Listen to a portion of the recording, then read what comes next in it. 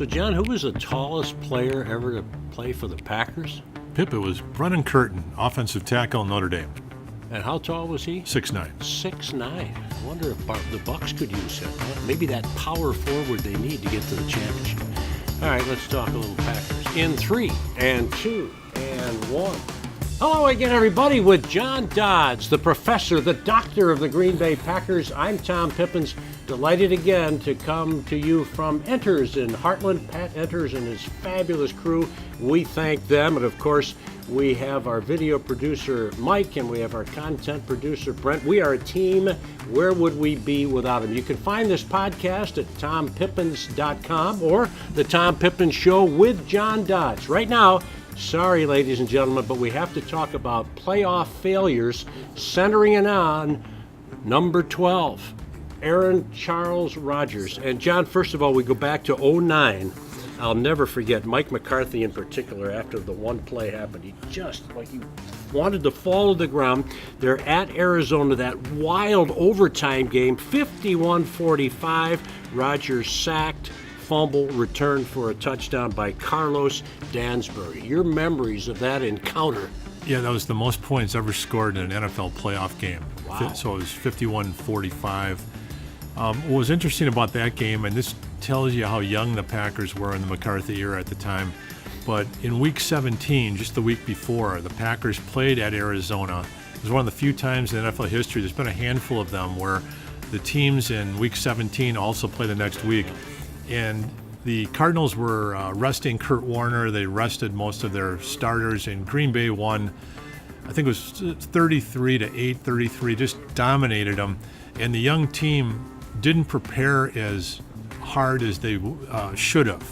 And they came in, and I've heard later from some players that they said some of the younger guys were thinking they were going to walk all over the Cardinals again. But Kurt Warner came off the bench and had one of the unbelievable games in NFL history.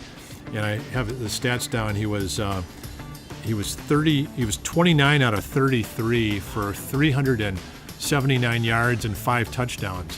One of the great performances I've ever seen in a game. And interesting thing, that was the first playoff game for Aaron Rodgers, and he came in. And he was pretty good himself, right? He had a very good year that year, but there's something about the speed of a playoff game. It's a whole different experience. He had a fumble and an interception in the first quarter, and the Packers fell behind 17-7. And then he kind of got his legs under him, and from the second quarter to the fourth quarter, he matched Warner pass for pass. I remember that. At one time during the game, the Packers were down 31-10 in the third quarter, and Rodgers led Green Bay on 5 consecutive touchdown drives to tie the game up at 45. They won the toss, which, since then the Packers have lost so many we all know the significance of winning the toss. Well, they won the toss, and on third down, Rodgers, still inexperienced in 2009, made an error in the protection call. And so it was on Rodgers. It was on Rodgers. Okay. And that's been verified. I talked to Mark Tauscher about that too, and he said, yeah, you just called the wrong, you have a young quarterback, it's noisy, it's overtime. Right. And the Mike Adams came in, the linebacker, free, hit him, ball went up in the air, Carlos Dansby grabbed it, and he took it in. But in that game, Rodgers had 28 completions and 4 touchdowns, and he had 159 of those yards that day to Jermichael Finley. People forget how good Jermichael Finley was before he got hurt. Not for the injury, right? Yeah. Exactly. John, interestingly, and you'll know this, of course, Kurt Warner had a cup of coffee with the Green Bay Packers, right? That's right. He, I think it was 1994. One of the many backups to Brett Favre. Exactly. And they have interesting camera shots of him and a lot of famous people. Mike Holmgren, Steve Mariucci, Brett Favre, Kurt Warner, Ty Detmer, a lot of quarterbacks. Mark Brunell was also in that group. Aaron Brooks was part of the stable. They're part of those backups. Yeah, part of those. But anyway, I get us off on a tangent here. No. Why don't we move from that one, which you just say was exciting, to the Giants, 37-20 in 11. Aaron Rodgers outplayed by Eli Manning in Titletown. That was one of the tougher playoff games, probably the 5 toughest be on a list of games that I've looked at. The Packers had the best team in the NFL that year. They were 15-1. And the disadvantage of having such a good year is you come to the end of the year and you're 3 games up with a game to play, and you don't want to get anybody hurt. So they were playing Detroit in week 17, and they subbed Rodgers, they subbed Matthews. The top 7 or 8 players on the team, those were the ones who were inactive. Was that the year Flynn had the 6 TD passes? Great memory, Pip, exactly. He came in and he beat Detroit. He had 6 touchdown passes, which was amazing. But I remember Jimmy Johnson said this on Fox that night, and afterward he said, Mike McCarthy might have made a mistake here because you would want Aaron Rodgers not to get stale because they have a bye next week. You want him to play maybe a half, then sit him down. You don't want to have him on the sidelines. Sure, he enjoyed Flynn and his touchdown catches, and truer words were never spoken because 2 weeks later, the Packers seemed flat. But a very unusual and a tragic thing happened that week. Coach Philbin's son was found. He passed away due to exposure. He was missing for a few days before that. And I remember Aaron Rodgers saying that he attended that funeral midweek, and that was the first funeral Aaron Rodgers had ever attended in his life. His grandparents, anyone at all close to him. Anyone at all close to him. He said he's never done that. Troy Aikman was saying that he went to Packer practices and they were not crisp. They were distracted. So they had the bye, and then they had the death of Coach Philbin's son, which was tragic. The other thing in that 2011 season, even though they led the NFL in scoring and were just terrific, the Packers had two significant injuries. One was to their safety, Nick Collins. And the second one was Chad Clifton began to really break down. And the Packers had drafted some players to try to help at that position, but they had been hurt. They had Marshall Newhouse was the guy that would kind of tag team with Clifton. And when you play in the playoffs, it's all about matchups. And when Tauscher and Clifton were there in the 2000s, the great pass rush defensive ends for the Strahan and these other guys for the Giants were completely neutralized by Tauscher. One-on-one blocks not even helped.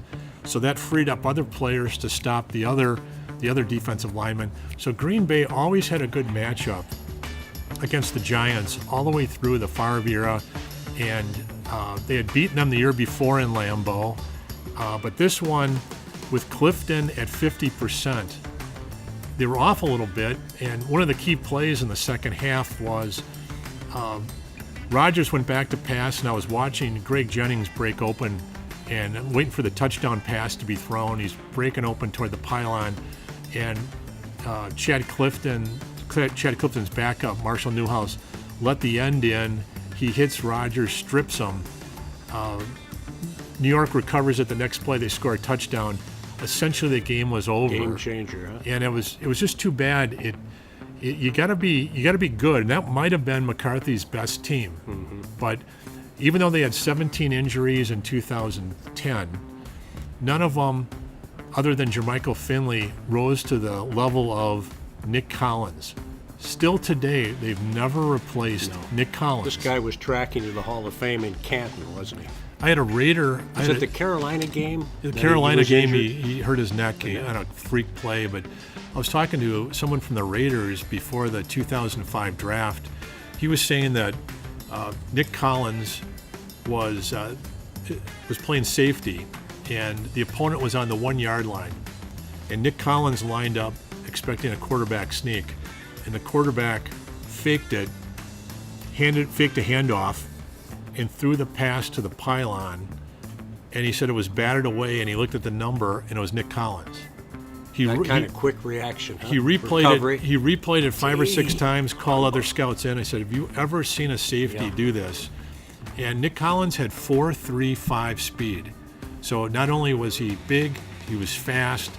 huge loss. And you talk to Packer players, and I talked to Pickett one time, Ryan Pickett, and he was saying that they've never replaced Nick Collins. So that was a real frustrating one. The Packers had the best team in the NFL that year. Yeah. Colin Kaepernick, I don't know if he was tracking to the Hall of Fame back in the day, and of course people know him because of off-the-field activities more recently, but he was a heck of a quarterback. In 2012, 24-10, they beat the Vikings. They play the Niners, lose at 45-31. Cap goes off for 181 yards, running 2 TDs with Jim Harbaugh, the coach. I mean, he was magic. Right. In the NFL, every now and then you see a team have a decade of top 10 picks or top 15 picks, and all of a sudden it hits. Where the Rams of '99, Kurt Warner led them, but they had top 5 pick Torrey Holt.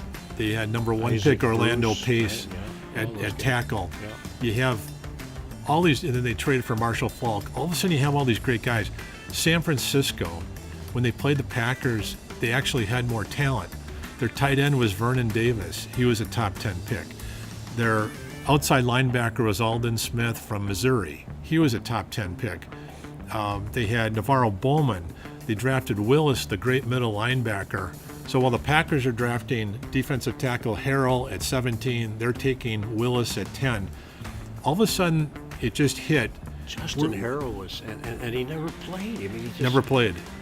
So all of a sudden it hits where a team comes out of nowhere, it seems, but then they're packed with all these great high draft picks.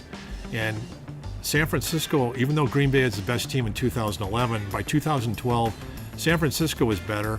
And with Harbaugh coaching them instead of Mike Singletary and some of the other people that were coaching, they were set. Green Bay just couldn't match up the speed-wise with Kaepernick. Remember, he'd score the TD when he did one of these flexes. It was like taking candy from a baby. They had no clue how to stop him. And Eric Walden is still spinning at Candlestick Park, trying to find out where the ball is. So that was unfortunate. And also in that game, they never replaced Nick Collins. Yep. And probably Walden, and Clay Matthews was the only good player that they really had on defense then. So the talent level went down a notch for Green Bay, and it went up about 3 notches for the 49ers. In 13, they were 8-7-1. Play the 49ers again. That was the collarbone season for Aaron Rodgers. Cold as can be. Cap goes off, Kaepernick, 98 yards, and the 49ers eke out a win 23-20. That was also at Lambeau, was it? This one was back at Lambeau? That was at Lambeau, and that was the whole season was very tough for the Packers. Randall Cobb broke his leg at Baltimore, and Aaron Rodgers broke his collarbone against the Bears, and he was out for most of the year. Clay Matthews broke his thumb two or three times during the game and played basically one-handed most of the games. The famous game was when they were down 26-3 at Dallas and came back and won that game, and then that made them eligible to play the Bears in Week 17. When if they beat the Bears, whoever won that game won the division.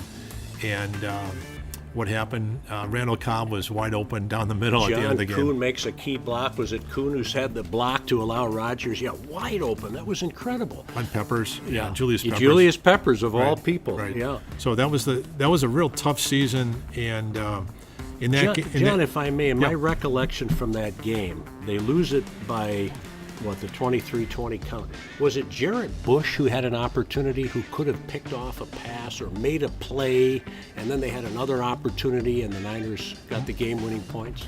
Micah Hyde. Micah Hyde, yes. Yes, it was Micah Hyde, and it was a rookie. And that was a tough play because that led to their game-winning. That was part of the drive. Yeah, If he intercepts that, the yes, Packers probably win by 3. Yeah. Right, because they would have had great field position. Well, that's the close of the first half of the Packer failures under number 12. When we come back, among other things, a real gut check. NFC Championship game, Packers at Seattle. What did you say about that? Pip, if a Packer fan leads a bad life and they go to hell, what they're going to do is they're going to strap him in a chair in front of a big TV monitor, and they're going to put a loop of that Seattle Green Bay game over and over and over again. Fake field goal. Fake field goal. 2-point conversion. 17 dominoes had Onside to fall kick. one way for the Packers to lose, and they did. It was extremely, extremely tough to take. That one left a mark. He is the Packers savant. John Dodd's always leaving a mark when it comes to the green and gold. I'm Tom Pipines, delighted again to come to you from Enters here in Heartland with Pat Enters and his crew, video man Mike, producer, content man Brent, and we've got more coming your way right after this timeout. You need money? Call 241-5000. I heard Phil Rizzuto in a Brewer game talking about how is that Meatloaf doing that. He's going to first base. Oh, he's going to second. Remember that when he did that at that Meatloaf? It's this guy trying to make out with his girlfriend, and he's trying to get to first base, second base, third base, and he has Phil Rizzuto on it. Phil said, "I had no idea what this was about. He just said read this." So he read the thing, and he said, then I heard the final. So he said if he would have known that, he wouldn't have done it. There's something for everyone at Enter Sports Grill. I love Antner's Pizza. This is a great place to bring my family.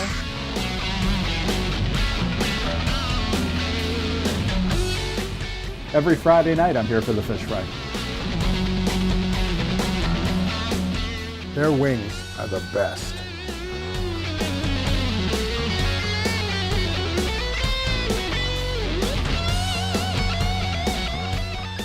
And the staff is always very friendly. Nothing beats Enter's Burgers.